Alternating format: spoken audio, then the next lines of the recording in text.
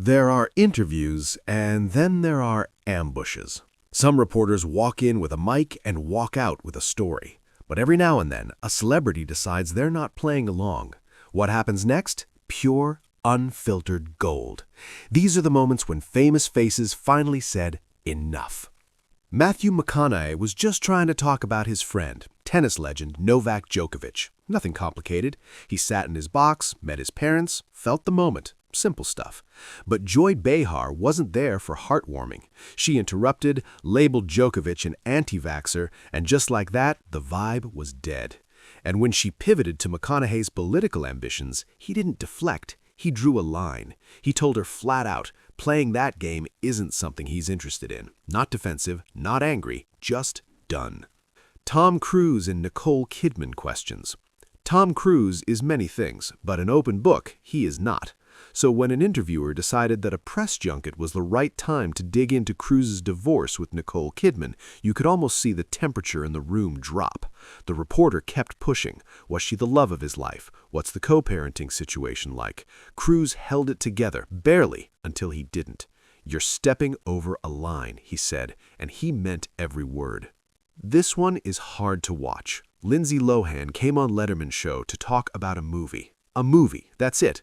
But Letterman had other plans and spent the interview firing joke after joke about rehab, as if her struggles were just content.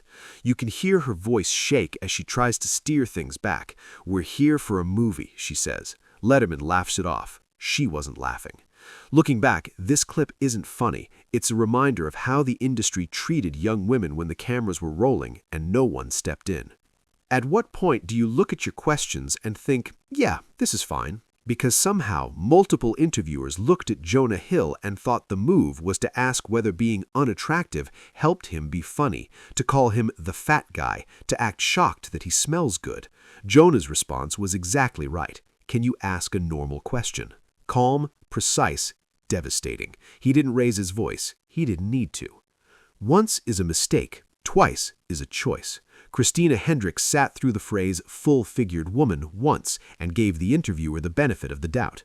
Then the host said it again, exactly the same way. And Christina's reaction? Priceless. You just said it again. No yelling, no storming off, just the most elegant takedown delivered with the kind of calm that makes you realize she's done this before and she's exhausted by it. Tom Hardy, sexuality questions. Tom Hardy has never been one to suffer fools, and when a reporter at a film premiere decided to probe his sexuality in the most fumbling, inarticulate way possible, Hardy did something brilliant. He didn't explode, he just made the reporters say what they actually meant. Are you asking me about my sexuality? Sure. Why? That single word, why, did more damage than any rant could. The internet loved it, rightfully so.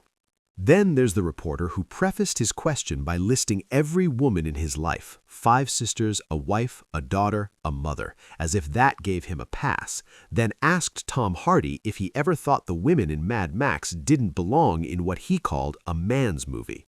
Hardy's answer? No, not for 1 minute. And then, in case it wasn't clear, that's kind of obvious. Short, sweet, absolutely surgical. Anne Hathaway fitness questions. Anne Hathaway trained hard to play Catwoman. She did the stunts, the fights, the whole thing. So when an interviewer reduced all of that to, "What's your feline fitness regime?" you could hear something shift. She tried to redirect. It's about the stunts, the skill, not the shape. The interviewer didn't let up. "Are you trying to lose weight? What's the deal?" She finally said what everyone watching was thinking. "What do you want?" Gordon Ramsay, the steak ambush. You want to ambush Gordon Ramsay with a photograph of the steak? Here's the thing. He didn't just defend himself. He turned it into a masterclass.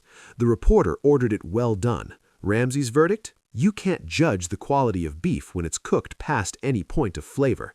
He wasn't even mad. He was almost sorry for the reporter. He's really sorry to piss on your bonfire, but it's a bit of a stupid question. Chef's kiss. Michael B. Jordan, former bully. Imagine being the person who made fun of Michael B. Jordan in school and then having to interview him on camera. That's exactly what happened here. The reporter tried to play it off, laugh it away, call him corny. Jordan kept his composure. But the universe had one more twist. Jonathan Majors walked in mid-interview, and the reporter completely lost the thread. Karma has a sense of humor. Jim Carrey Fashion Week meltdown. And then there's Jim Carrey at New York Fashion Week 2017, which he openly admitted he attended specifically because it was the most meaningless thing he could find. When the reporter mentioned they were celebrating icons inside, Carrey genuinely couldn't hide his contempt.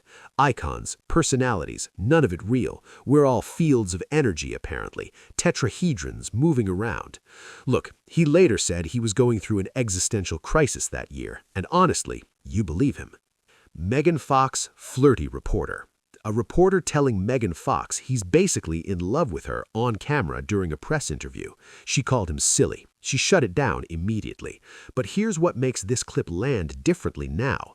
Fox has since spoken openly about the objectification she faced in Hollywood during that era. What felt awkward then reads something else entirely today. Watching her navigate it with a smile, knowing what we know now, hits different. Joaquin Phoenix Joker Press Tour. Joaquin Phoenix gave one of the most talked about performances in recent memory in Joker, and then had to answer the exact same question about his process for 6 months straight. So when one more reporter asked him how he got into that mindset, something in him just gave up. "Isn't this old news?" he said, and then, sarcastically, beautifully, he thanked them for asking and announced he needed to go home. He was joking, mostly. Quentin Tarantino violence question. Quentin Tarantino has made a career out of cinematic violence, so asking him whether movies cause real-world violence isn't exactly a novel idea. But Tarantino didn't engage with the premise. He refused it entirely.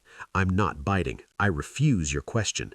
Not because he couldn't answer, but because he wouldn't be baited. He's not anyone's dancing monkey. The reporter kept pushing. Tarantino kept refusing. Sometimes the most powerful answer is no answer at all. Robert Downey Jr. walks out. The same reporter who pushed Tarantino over the edge somehow ended up across from Robert Downey Jr. and made the exact same mistake.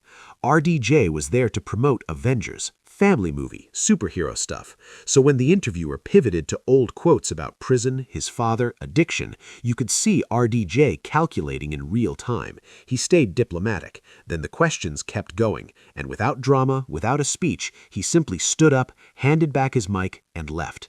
He later called the interviewer a bottom feeder. And honestly, given the context, it's hard to argue with that. Look, fame doesn't mean you surrender your dignity. Every single one of these moments happened because someone forgot that the person sitting across from them is still a human being. Some celebrities deflect, some explain, some just get up and walk out. But all of them, in their own way, said the same thing: not today. If this video hit different, drop it in the comments. Which moment had you rewinding? And if you're new here, stick around. We've got a lot more where this came from.